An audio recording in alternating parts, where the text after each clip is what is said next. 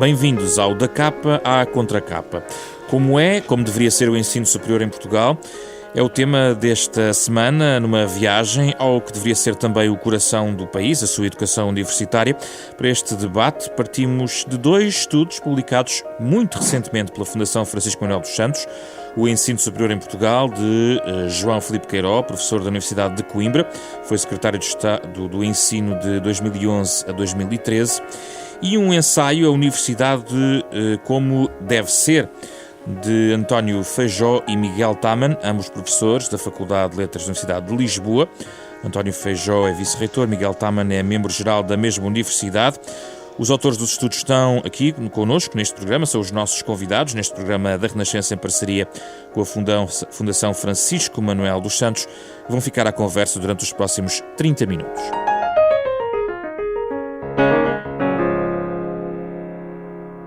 Bem-vindos ao programa. Miguel Taman junta-se a nós via Skype a partir dos Estados Unidos, João Queiró a partir dos estúdios da Rádio Universidade de Coimbra, em Coimbra, e António Feijó está aqui connosco nos estúdios da Renascença em Lisboa. Obrigado pela vossa presença neste tripé inédito no nosso programa, em termos geográficos, mas que certamente não trará fronteiras de maior na nossa conversa.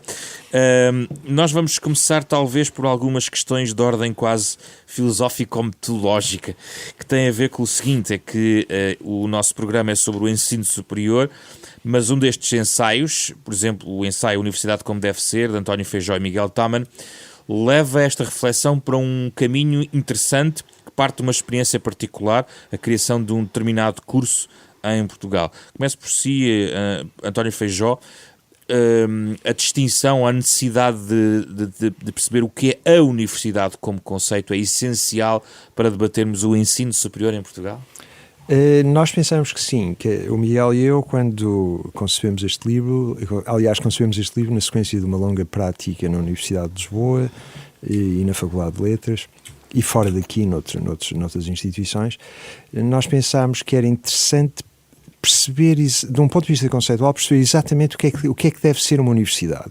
Porque se tivermos uma ideia de universidade, quando nos surgir um dilema prático que aguarda resolução, em relação a um aspecto organizacional, a um aspecto curricular, seja o que for da universidade, é talvez, e convém sempre, ter uma ideia do que deve ser a instituição.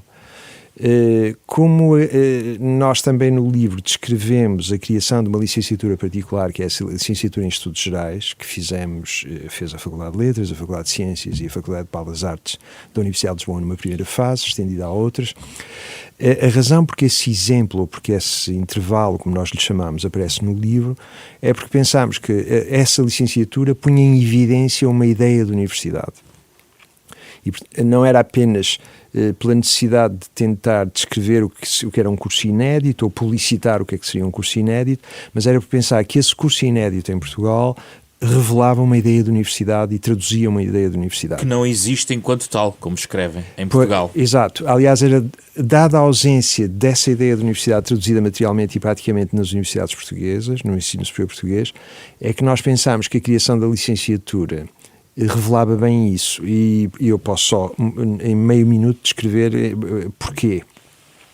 A nossa ideia era que o ensino superior em Portugal, tal como está organizado, ou seja, uma aluna que sai do ensino secundário e que vai para o ensino superior irá fazer uma licenciatura que é monodisciplinar e vocacional, portanto irá para veterinária, por exemplo, e a sua formação superior é apenas nesse domínio. Ora, a nossa ideia era que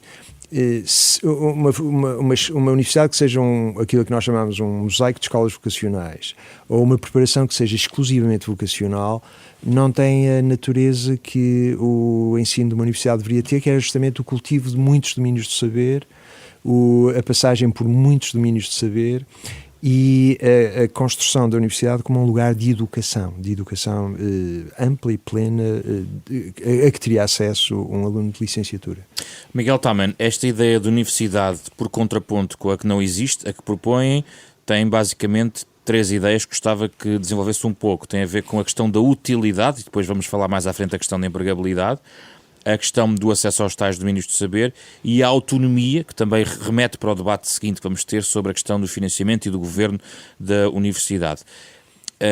Essas universidades existem, já agora, por comparação, para não estarmos a falar de uma questão utópica, Miguel Taman?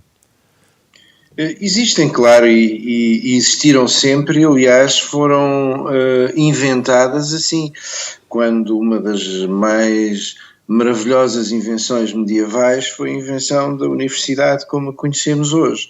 A universidade, como nasceu na Idade Média, era autónoma e só num segundo momento, um bocadinho mais tardio, é que começaram a aparecer universidades estatais, e a universidade não se via, pelo menos naquilo que hoje, na maneira normal de falar, se chamam os primeiros ciclos ou as licenciaturas, não se via como tendo uma utilidade ou como devendo ter uma utilidade no sentido mais imediato de utilidade. Por outro lado, o facto das universidades terem nascido como entidades autónomas também significou que as universidades se financiavam a si próprias e, portanto, os três aspectos estão profundamente ligados. Mas, alargando um pouco o âmbito da nossa conversa, Miguel Taman, esse conceito exclui as outras formas de universidade. Vamos pôr as questões desta maneira. Por exemplo, a questão dos privados e dos politécnicos, que não é abordado no vosso livro, ainda assim é uma componente relevante do sistema de ensino superior. A questão dos privados é diferente da questão dos politécnicos. Os politécnicos são escolas estritamente vocacionais por vocação, passa a repetição. E, portanto, os politécnicos não são, desse ponto de vista, universidades. Quanto às universidades privadas, podem ser universidades ou não ser universidades. Depende da maneira como se entenderem. A diferença entre privado e público não é relevante para perceber se uma determinada instituição é uma universidade. João Queiró, há uma guerra entre universidades e politécnicos. Aqui na parte do seu livro eu coloco uma questão se este sistema binário que foi encontrado para Portugal está ou não em crise, ou é, por outro lado, uma história de sucesso. Guerra não há, pelo menos hoje de manhã quando saí de casa não tinha deflagrado. Até ver.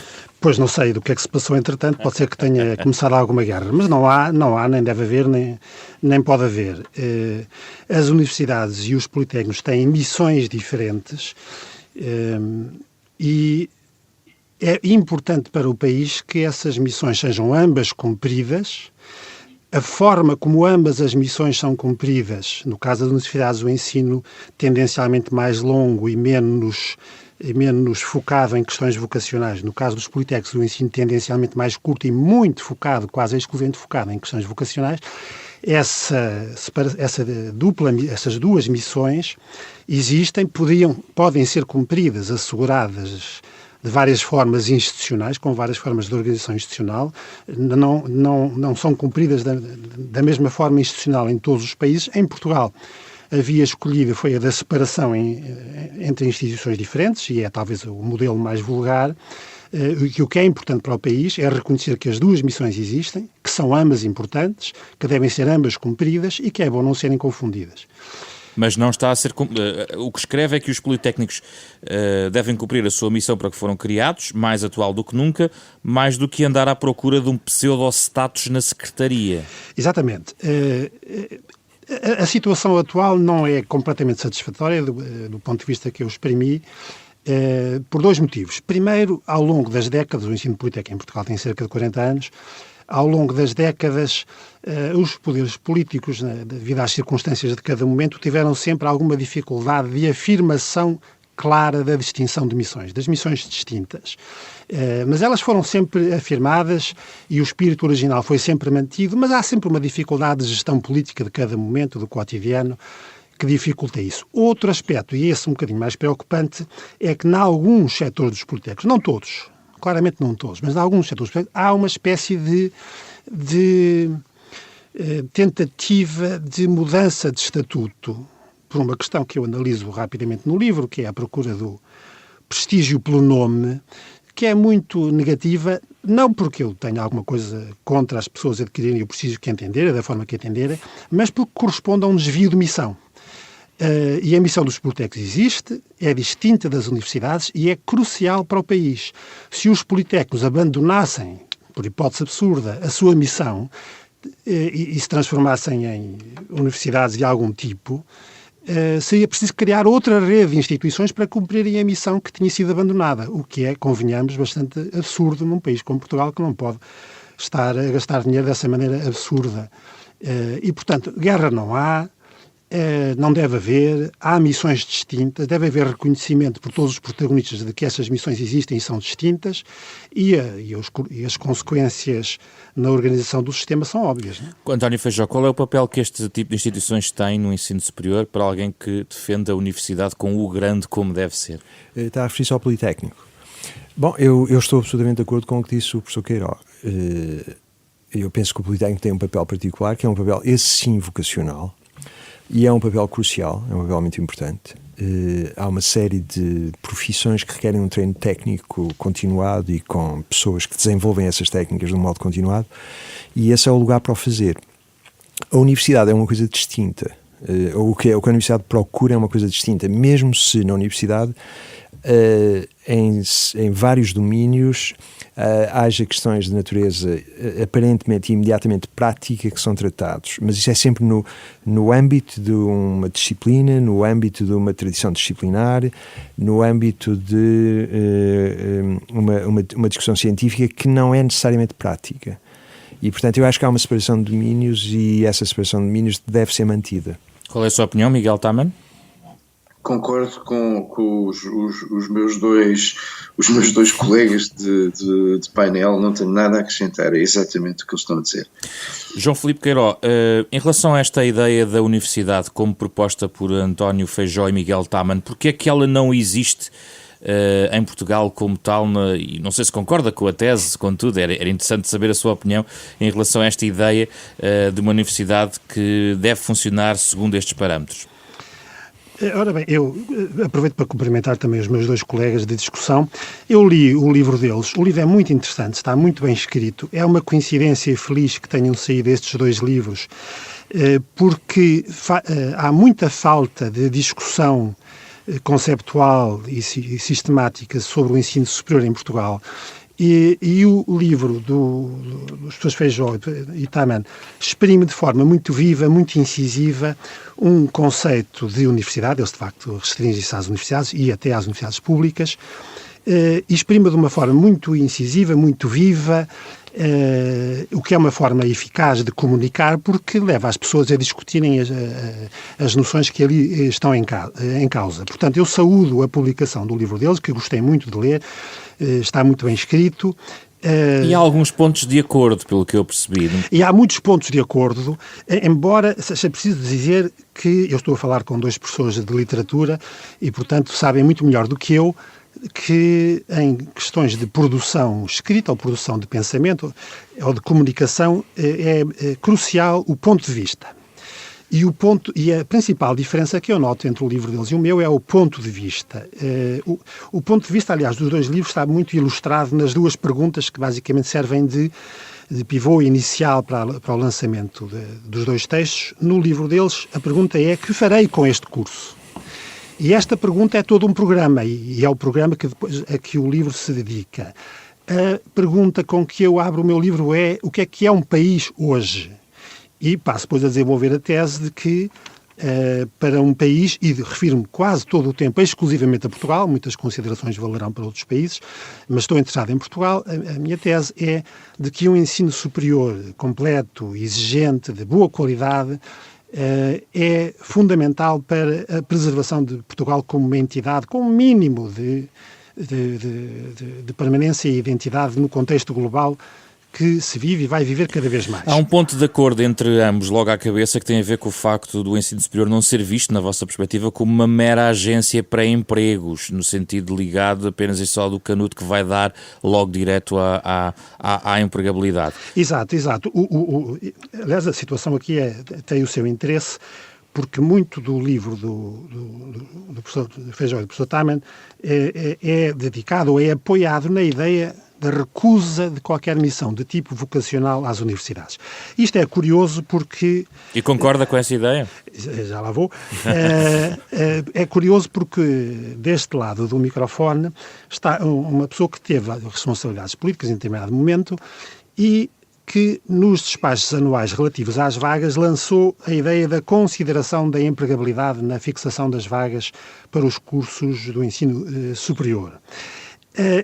Eu penso que, embora do ponto de vista da comunicação seja extremamente eficaz dizer que atualmente as universidades são meras escolas vocacionais, parece-me que há aí algum exagero, isto é a tal crítica que o livro deles claramente suscita e provavelmente até deseja, porque isso não é completamente verdade. Os despachos, pelo menos aqueles a que eu estive associado, dizem coisas extremamente suaves como um curso que tenha entre os seus diplomados uma taxa de desemprego muito alta não pode subir o seu número de vagas. Isto é o que há de mais suave. Em lado nenhum se diz que um curso tem que ser encerrado por ter um número de diplomados seus com um nível, muitos diplomados seus com desempregados. Portanto, a maneira como o assunto foi introduzido, e creio que se mantém até hoje da mesma forma, é extremamente suave. Mas eu tendo a concordar, como disse há pouco, os pontos de concordância, embora os pontos de vista sejam muito diferentes sim. Sejam bastantes, parece-me que a questão vocacional não tem na Universidade Portuguesa o peso que ali me pareceu detectar. António Feijó, a questão da empregabilidade que estamos aqui agora a levantar. Eu gostava só de fazer proceder a observação sobre isso, dizendo que ao contrário do Miguel, que ainda não teve a oportunidade de ler o livro do professor Queiroz, eu tive essa oportunidade, o Miguel não teve porque o exemplar ainda não lhe chegou, e gostei muito do livro, acho que é um livro muito, muito interessante. Também concordo que há um grande acordo entre as posições defendidas nos dois livros e que se calhar a margem de desacordo é muito residual. É verdade que os livros funcionam de modos diferentes e talvez, se eu tivesse que fazer uma sugestão de leitura, sugerisse que o livro do professor Queiroz fosse lido primeiro. Sim. Porque faz uma espécie de anatomia do sistema muito bem feita e com críticas que são enunciadas de modo prudente, mas que em pouco divergem da aparente radicalidade de algumas das críticas que nós fazemos. E depois ler o vosso livro. E depois livro. O nosso, porque o nosso pressupõe esse universo que é muito bem descrito. Em relação à empregabilidade, defendem que não faz sentido depender, por exemplo, de um currículo universitário do estado da economia. Absolutamente, porque aí nós fazemos um contraste entre um estado de economia de um país é sempre algo tão volátil que fazer ajustar aquilo que pode ser a contingentação por cursos ou por disciplinas ou por especialidades de um currículo universitário à luz do que é o estado atual da economia, a caducidade desse estado da economia vai ser tão rápida que a universidade nunca conseguirá apanhar a economia. Aliás, o que a economia requer não é tanto uma preparação específica num domínio, isso faz-se habitualmente já no emprego, faz-se no lugar profissional que os licenciados vão ocupar, aí é que eles vão aprender a fazer seja o que for que é necessário, mas o que as empresas requerem é uma capacidade genérica, algumas competências específicas e uma série de uma capacidade de disponibilidade intelectual, etc., que pode ser educada e é educada na universidade. Miguel Tama, o exemplo que dão, por exemplo, da geologia é feliz, porque, e agora faço advogado do diabo, então, e formar geólogos sobre geólogos e depois não ter emprego para esses geólogos não deve ser uma preocupação? Não, não deve. A coisa mais importante para quem estuda geologia é estudar geologia. E, aliás, repare, é possível ver o argumento ao contrário. Que tipo de Estado teríamos que ter que assegurasse fatalmente emprego a todas as pessoas que se licenciaram nas coisas, nas mais variadas coisas, geologia, gerontologia social, o que for. E a resposta a esta pergunta é uma resposta muito simples: a Coreia do Norte. Quer dizer, para um Estado poder de boa fé assegurar empregos naquilo que as pessoas decidiram univocacionalmente estudar quando entraram na universidade, teria que ser um Estado que controlasse completamente a economia. Mas aqui não estamos a falar do Estado garantir os empregos, do Estado proporcionar formações adequadas, eu estou a fazer de advogado diabo deste argumento, adequadas à necessidade económica que permite que exista um conjunto de postos de trabalho naquela área, não criados pelo Estado, mas pela economia privada, que carece de chamado, como hoje se diz, capital humano dessa área. Mas aí aplica-se o argumento do professor António Feijó. As atividades económicas e a percepção de ocorrências económicas e a percepção mais esclarecida do estado atual da economia raríssimas vezes é oferecida pelo Estado. Há um sentido em que o Estado não sabe nada da economia, percebe? E, portanto, a ideia de que a percepção do Estado sobre as necessidades da economia é uma percepção de natureza diferente da percepção, por exemplo, dos agentes económicos ou dos civis ignorantes é uma ideia errada. Admite, professor Queiró, que possa haver aqui espaço para alguma alteração, uma afinação desta preocupação do Estado em relação à empregabilidade dos cursos? Pode sempre haver alterações e afinações, quanto mais informadas as decisões forem, melhor. Mas também é preciso dizer que o Estado não fixa o número de vagas de cada curso. O Estado não toma decisões sobre as áreas dos cursos. O Estado não aponta rumos para a economia. O Estado não procede a adivinhações sobre o emprego futuro, nem o estado futuro da economia. Nada disto acontece. Eu repito que a estratégia de comunicação é muito forte ao recusar o caráter vocacional do ensino universitário. É muito forte dizer que ela existe neste momento, mas de facto não é o que se passa.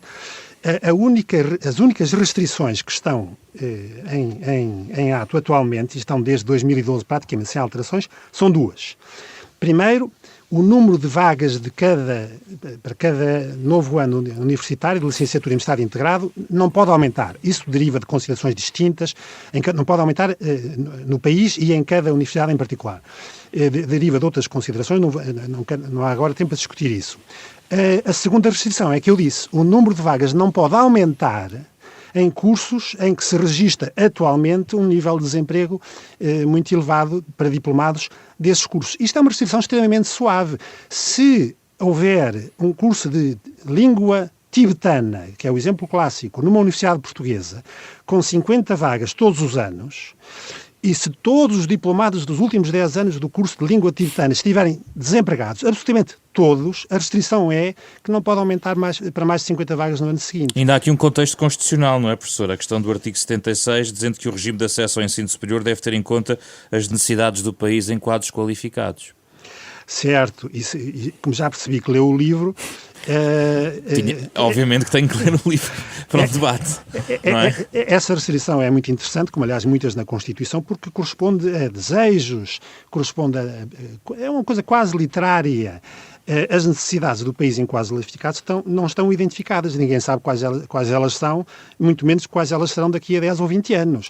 E, portanto, a gestão do sistema é deixada em muito às universidades. As universidades tomam essas decisões e tomam-nas bem, em geral, a menos que sejam suicidas, e sendo que as restrições são extremamente suaves. Não aumentem as vagas em cursos que ultimamente só conduzem muitos diplomados ao desemprego e, de resto, façam com as vagas o que bem entenderem dentro do teto global. O teto é só global.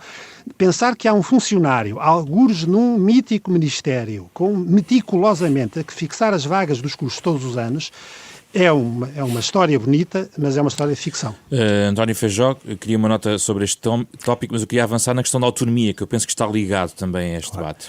Pois, a necessidade de quadros qualificados na Constituição, eu aqui tenho uma visão um pouco mais ácida do que a do professor Queiró, porque isto não é apenas, não tem apenas um recorte, eu não sei exatamente qual foi o qualificativo que usou. Literário.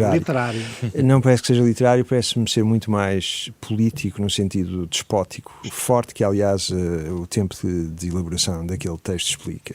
Sim, concordo. E portanto, mas eu acho que a lógica aqui é a lógica que está errada, porque...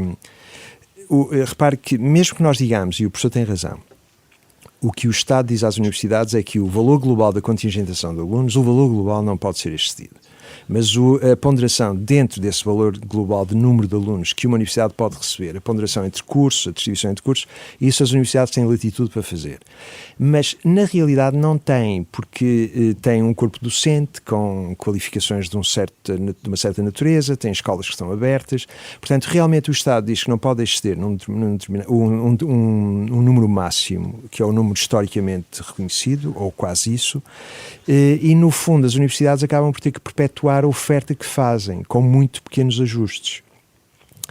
Ou seja, realmente o problema com a empregabilidade é um problema maior, que é o problema da autonomia das universidades. É aí que eu queria chegar agora no tópico seguinte. E pode começar já a enunciar. Pois, e a história em Portugal de todas estas questões é uma história de sucessiva intrusão do Estado na autonomia das universidades. Aliás, vê-se a toda a hora. Nós podemos dizer, e o professor tem razão, que o despacho de fixação de vagas tem esse lado doce de apenas indicar áreas onde talvez, ou talvez não, onde as instituições são exortadas a abrir mais vagas. Mas se aqui realmente o teor é dessa natureza, o Estado está sistematicamente a intervir nas universidades, como aliás agora até no tempo em que falamos, confundindo, por exemplo, políticas laborais ou quase sindicais com o que deve ser a constituição de um corpo docente, um corpo de investigadores, que devia ser exclusivamente competência das universidades, e onde o Estado se arroga sempre um papel interventivo, que é um papel interventivo que viola a autonomia das instituições. No vosso livro, Miguel Taman, há também uma crítica em relação à questão da autonomia, que vai também à questão financeira, inclusivamente os constrangimentos que obrigam, por exemplo, à constituição dos centros de investigação, a questão do modelo das fundações, que foi criado também para tentar resolver a questão da autonomia financeira. Gostava ainda que desenvolvesse a questão da autonomia, tendo em conta também os vossos obstáculos que encontraram e que estão descritos no livro em relação ao curso de Estudos Gerais.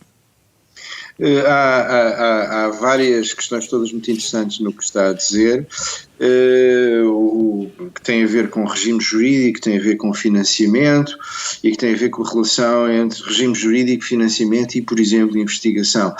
Esquecendo-se normalmente sempre nestas conversas o papel que o ensino tem, que é, a meu ver, mais importante que o papel da investigação. Mas vamos por partes. Apesar de existirem várias possibilidades de regimes jurídicos, ou duas possibilidades de regimes jurídicos para as instituições públicas de ensino superior em Portugal, na prática um marciano que aterrasse na Terra, ou em Portugal neste caso, não conseguia distinguir as que seguem um e as que seguem outro. As decisões são as mesmas, os processos são muito parecidos e a margem de manobra e a margem de autonomia é idêntica, isto é, muito escassa. E portanto essa é uma distinção, é como dizia alguém, uma diferença que não faz diferença. Esse é o primeiro ponto. O segundo ponto tem a ver com a relação que existe nas universidades, ou a relação crescente que tendeu a existir nas universidades entre atividades que são financiadas por instituições públicas, mas exteriores às universidades, e atividades diretamente financiadas pelas universidades. E no nosso livro nós não gostamos da ideia de haver uma agência de investigação científica independente das universidades, que financia centros em universidades e que financia programas de universidades que dão graus. A nosso ver, a competência das universidades é conferir em graus e, portanto, desse ponto de vista não pode haver intromissões de agências não universitárias. E também não tem uma simpatia em relação à agência de avaliação e acreditação do ensino superior, embora eu confesso que quem leu o livro fica um pouco surpreendido no final, porque depois de demolirem basicamente a agência, dizem que propriamente não é caso também para acabar, mas transformá-la numa outra coisa. Não, nós dizemos isso a respeito de uma coisa a que chamamos Ministério da Educação e que mudou de nome muitas vezes, e não achamos nem por um momento que, por causa do nosso livro, ou de uma varinha de condão que não temos, vai simplesmente tudo desaparecer da manhã para a noite.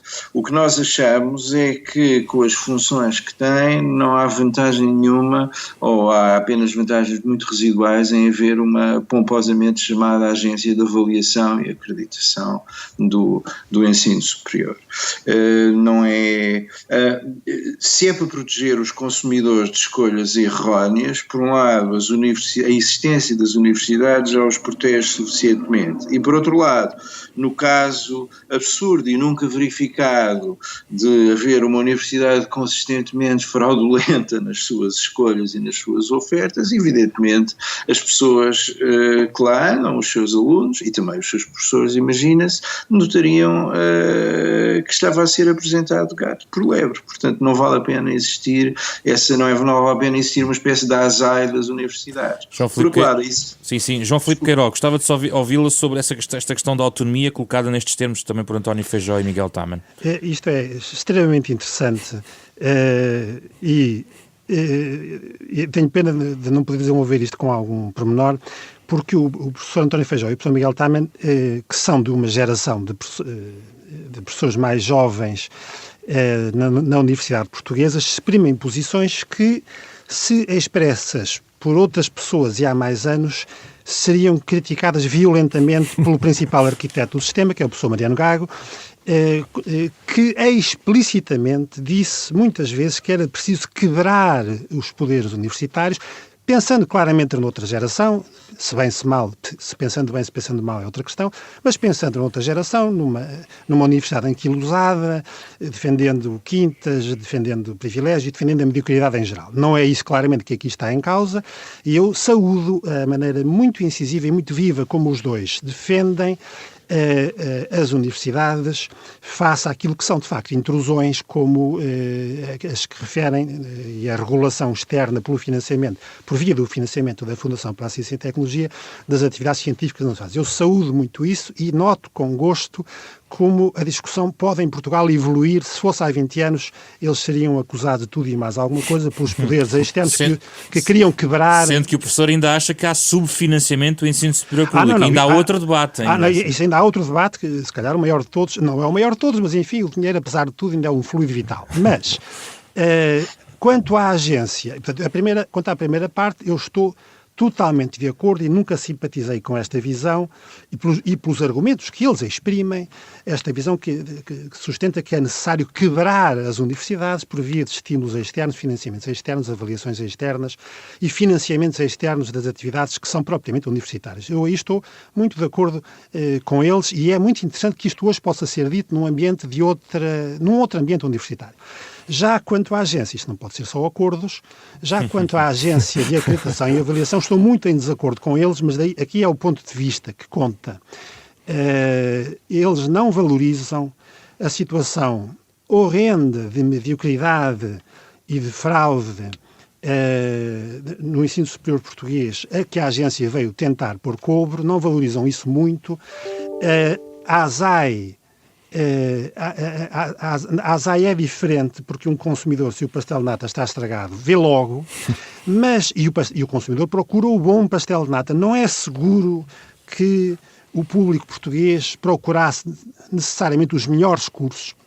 Bem pelo contrário, os sinais muitas vezes foram de que procuraram os piores, os mais curtos, os mais baratos, os menos trabalhosos, aqueles que deram mais cadeiras por equivalência e queriam era o diploma. E o diploma é um sinal que depois o mercado menos esclarecido, à cabeça do qual o Estado, que é o empregador menos esclarecido que existe, compra pelo seu valor facial e não pelo seu valor de conteúdo substancial. E, portanto, a agência foi uma das melhores coisas que aconteceram ao ensino superior em Portugal nas últimas décadas e veio não só proteger o consumidor, mas veio, sobretudo, salvaguardar algo que é precioso para o país, que é a qualidade e o prestígio dos seus cursos superiores, com imperfeições, com defeitos, com aqui e acolá exigências burocráticas excessivas, mas aqui não podemos estar de acordo em tudo. Não. Aqui estamos está anotada a discórdia, não vamos desenvolvê-la. Em relação ao financiamento, que é uma das questões que provavelmente quem nos escuta também gostaria de ouvir a vossa opinião, enfim, muitas vezes o debate é enviesado para a questão das propinas. António Feijó, qual é a vossa perspectiva em relação a esta matéria? Pois, nós dizemos algumas coisas no livro sobre essa questão, sobre a questão do financiamento.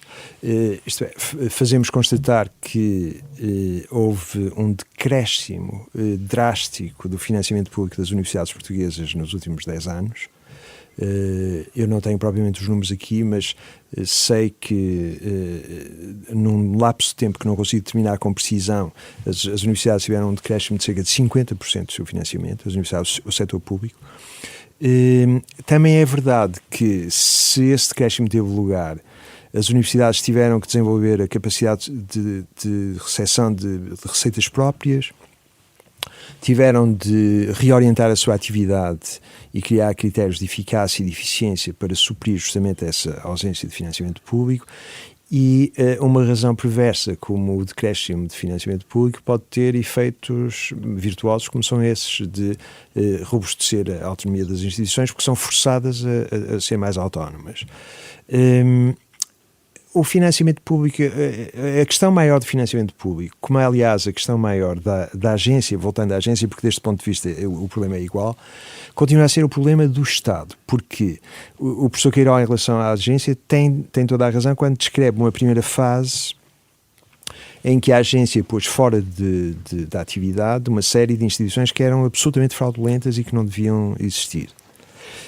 Mas o problema com os diplomas dessas instituições fraudulentas e o problema do valor do diploma de instituições fraudulentas ou semifraudulentas é que, em Portugal, dada a omnipresença do Estado em quase tudo, isto é uma redundância, peço desculpa, mas esta presença excessiva do Estado leva a que o diploma seja uma coisa formal que tem imediatamente uma tradução qualquer, por exemplo, no funcionalismo. Ou seja, não se analisa o currículo da pessoa, não se percebe se a pessoa tem as qualificações, aquela pessoa concreta, e há uma formalização de requisitos que passam pela obtenção de um diploma. Mas este formalismo vazio é um formalismo que vem da presença do Estado, é de novo o Estado o grande problema aqui. Eu poderia continuar com exemplos disto. Mas... Miguel Taman, em relação ao financiamento, que é um ponto aqui importante, a questão do financiamento complementar com via das propinas, com os alunos, no fundo, a contribuírem para o custo total dos cursos, é para si digamos, uma solução inescapável? Nós no nosso livro, o nosso ponto de vista em relação à situação é descritivo. O que acontece é que as maiores e melhores universidades públicas portuguesas hoje são proporcionalmente muito menos financiadas por dotações diretas do Orçamento do Estado do que eram há 10, 15 ou 20 anos. Esta tendência, aliás, é uma tendência que se verifica em universidades públicas de outras tradições. E depois, em muitas dessas universidades, admite neste momento que seja quase 50%. Quer dizer, do orçamento do Estado para as universidades, do orçamento de funcionamento das universidades, vem do orçamento do Estado cerca de 50%. E o resto vem em parte das propinas, mas não vem só das propinas. E não vem, muitas vezes, substancialmente só das propinas. Vem de projetos que as universidades desenvolvem e fazem funcionar autonomamente. Sendo que propõem também uma questão, desculpe, só interromper por economia de tempo, a questão de introduzir um fator de justiça social, tendo em conta também, por exemplo, os alunos que são visados, estão ao nível do financiamento, ou seja, não fazer uma receita igual para todos ao nível do próprio financiamento, não é? Isso com certeza, mas os critérios, mas esses critérios devem ser estabelecidos pelas universidades. esses critérios não devem ser estabelecidos pelo Estado. Quanto à existência das propinas, e não estou simplesmente a andar à volta do problema, nós não falamos de propinas explicitamente no nosso livro, mas quanto à existência de propinas, a discussão é formalmente muito parecida com a discussão sobre portagens em autoestradas. De que ponto de vista se pode pedir a pessoas que não beneficiam das universidades que contribuam para as universidades, e de que ponto de vista se pode defender que quem frequenta as universidades deva deixar a pessoas que não frequentam as universidades o financiamento das universidades. Última ronda mesmo muito rápida de questões, mesmo para terminar o nosso programa, professor Queiró. Há aqui um ponto também de acordo nos livros em relação a Bolonha, e claramente um dos livros, agora já não tenho de cor, diz que basicamente a reforma falhou. Há um desacordo em relação à Bolonha, como foi implementado o decreto dos graus. Fala de uma reforma semi-falhada, se não me engano, é o que escreve no seu livro, professor Queiró. Quer articular? Sim, muito rapidamente sobre o financiamento. Podíamos estar aqui a tarde inteira, não há tempo para discutir. A mim o que mais me impressiona na situação de subfinanciamento, há todos os outros problemas que já foram abordados pelos meus colegas, mas não tenho tempo de os abordar, o que mais me impressiona é que as universidades portuguesas não estão a conseguir contratar novos valores. Não há dinheiro para isso, ou só estão aqui e acolá. Não há dinheiro para atrair novos valores. E isto até joga com uma questão que ambos os livros analisam, e aí o acordo é enorme. Os concursos de recrutamento preenchem duas funções simultâneas, o recrutamento externo e a promoção interna, e essas duas funções são distintas, e a confusão das duas não tem sido boa. É o caseirismo, como escreve um dos livros, ou endogamia, como está num estudo recente da Direção-Geral de Educação. Sim, esse estudo foi profundamente infeliz, e ainda mais infeliz as declarações responsáveis sobre ele, porque a questão é muito mais complexa do que os jornais noticiaram, mas não há tempo para falar disso. Certo. Gostaria de ter tempo, mas não tenho tempo. A questão é muito mais sutil. Os doutoramentos locais são muitas vezes, e sobretudo até aos anos 90, muitas vezes precedidos de estudos fora. Mas os graus eram obtidos cá por motivos legais e outros. Não interessa. Salto. Voltando a Bolonha. Sou culpado, sou eu que digo que é uma reforma semi-falhada. Por motivos muito concretos que eu explico no livro. Não me parece uma coisa excessivamente relevante. Foi um processo que passou, estava incompleto, muitas das coisas que estavam incompletas e imperfeitas foram, entretanto, completadas e corrigidas. Não tenho nada de Está corrigido o essencial do desequilíbrio, é isso? De qual desequilíbrio? Desculpa. Está a falar de Bolonha, havendo um desequilíbrio, está a dizer que foi sendo corrigido esse desequilíbrio? Não, houve erros que foram cometidos no decreto de Bolonha que foram corrigidos mais tarde. Por exemplo, o famoso erro de acreditar a experiência profissional como a quase totalidade de um curso. Este erro foi corrigido. Foram corrigidos os aspectos da qualidade, porque entretanto foi criada a agência. A reforma de Bolonha não foi aproveitada para uma, entre aspas, limpeza do sistema. Isso foi corrigido. Neste momento não é um problema. O único problema é que o primeiro ciclo se chama licenciatura e provavelmente não devia chamar, e nisso também estamos de acordo. António Feijó. Pois, eu penso que um problema de Bolonha foi justamente este último aspecto referido pelo professor Queiró.